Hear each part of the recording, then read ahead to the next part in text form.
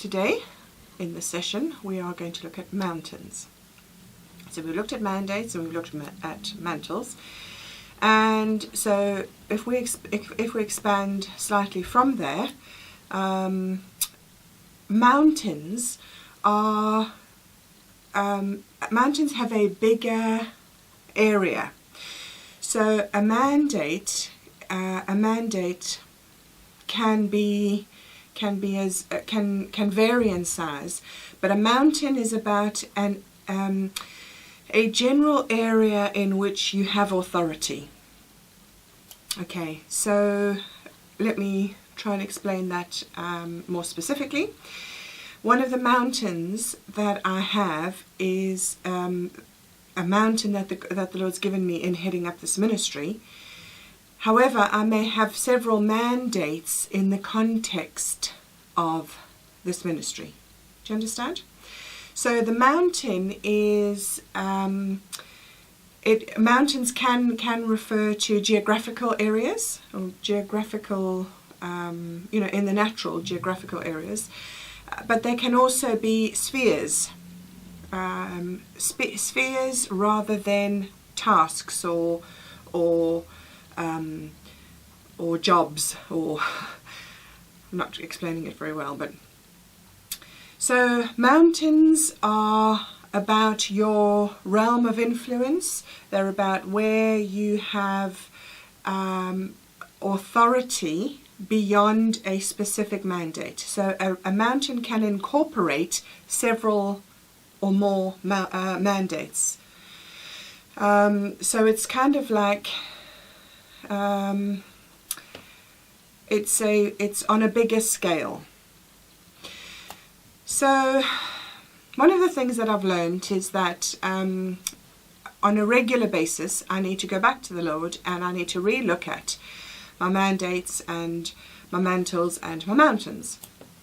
And so as it's the beginning of the year again, I've been doing this again. I've been going back to the Lord and saying, right, let's have a look. Let's have a look at the mountains that you've given me authority over.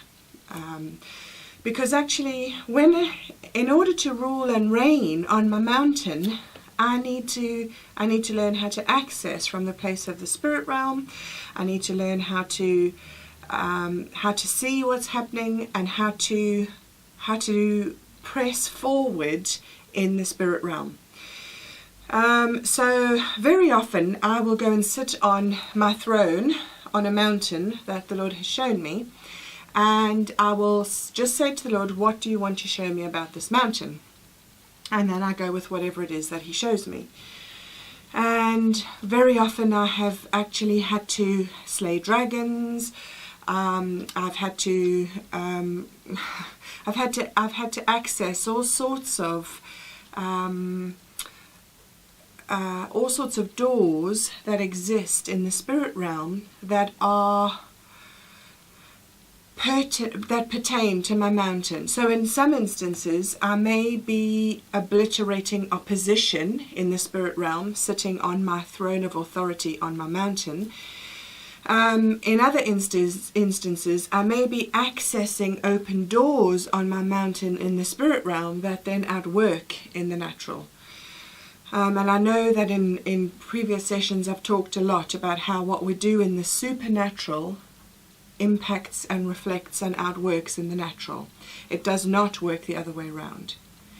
The natural is a reflection of what is happening in the supernatural. You don't do something in the natural to see it in the supernatural. You do it in the supernatural because that's the primary realm. So when I was pressing in for some more revelation about my mountains for this year, the Lord took me to Exodus chapter 20, and he just talked me through some fundamentals that I found there. So what we've got here is that we've got Moses coming down from the mountain, and the Lord has given him the 10 Commandments.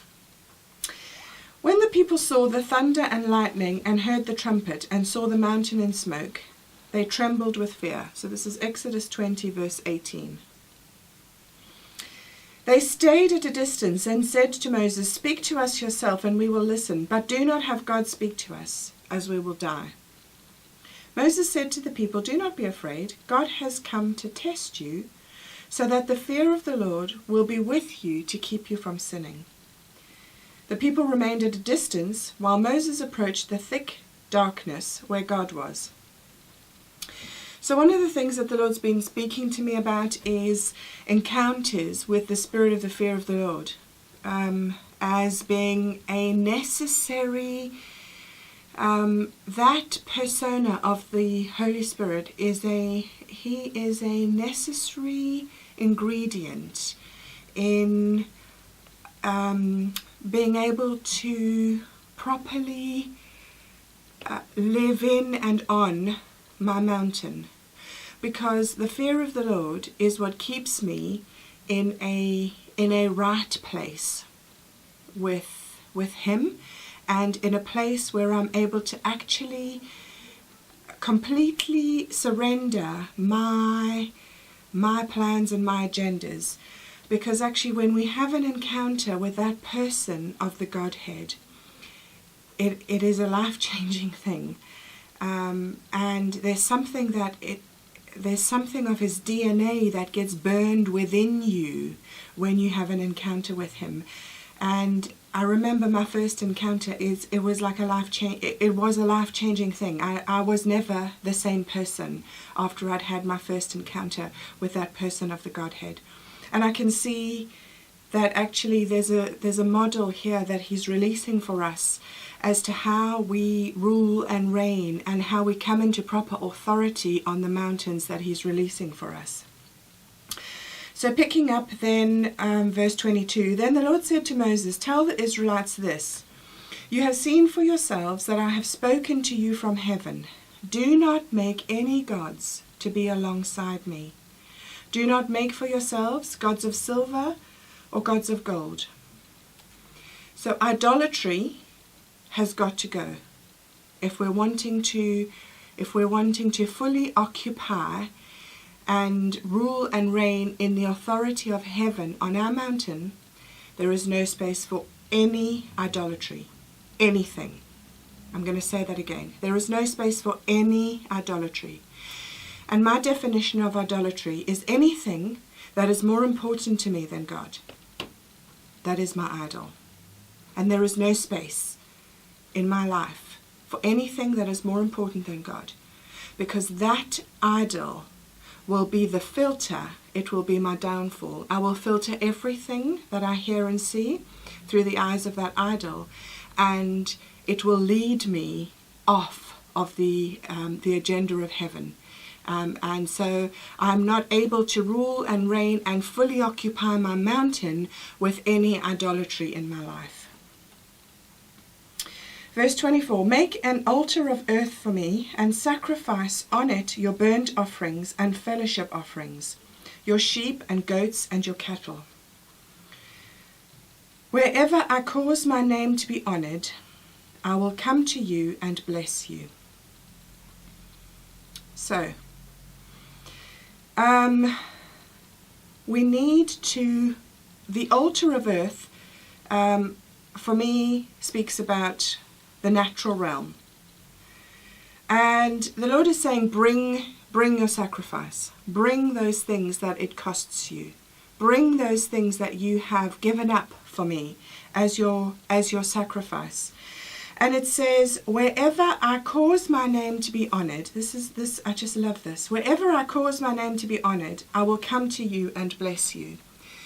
So when we bring our sacrifice, when we bring that which we've actually allowed Him to do in us, that has facilitated our own personal death. I'm not talking about in the natural, I'm talking about dying to those things, dying to our hopes and dreams and ambitions, so as to live His hopes and dreams and ambitions. Those are what we bring. So here he talks about the sheep and the goats and the cattle. I'm talking about bringing to Him our sacrifice of what it's cost. I die every day as my sacrifice to him, because my life is about doing what he wants. It's not about doing what I want. And he says, wherever I cause my name to be honored. You see, the thing is, in my place of worship, in my place of bringing my sacrifice, I know that in my own capacity, I'm incapable of doing that.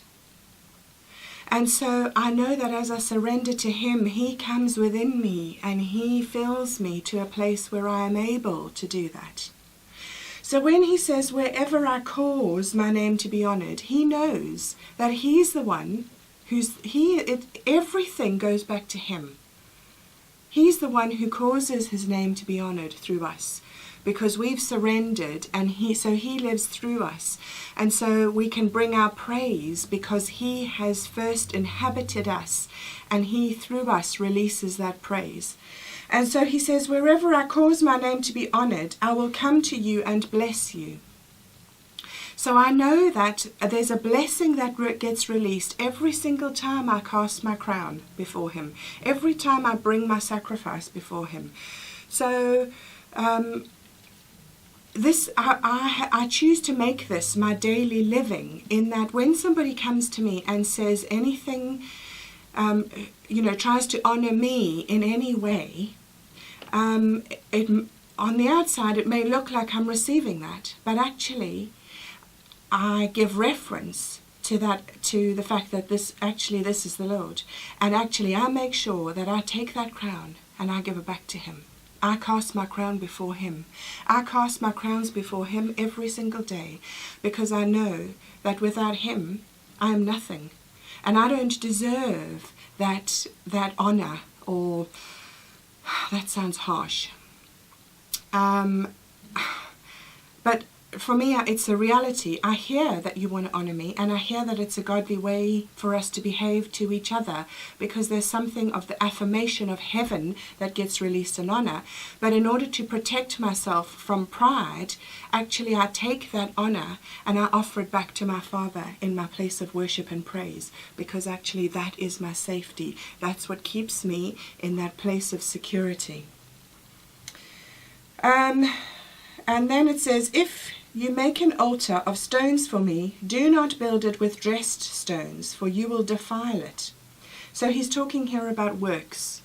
Okay, we've got to be very careful that we don't sit on our throne in the heavens, on our mountain, and bring our dressed stones, because our works. Every way in which we operate on our mountain must be in accordance to the direction of heaven. And finally, in verse 26, it says, and do not go up to my altar on steps, lest your nakedness be exposed on it. And this is the crux of the whole thing. Do not go up on steps, and lest your nakedness be exposed. What he's saying is, you need to access this from the supernatural realm, not from the natural. Don't try and walk onto your mountain according to who you are and what you carry and what you can make happen, because at some point your nakedness will be exposed. Because actually the Father is releasing mountains for us to access from the supernatural realm, to teach us to rule and reign in accordance with the plans and purposes of heaven. And there's a strategy, there's a blueprint that he's released for us here.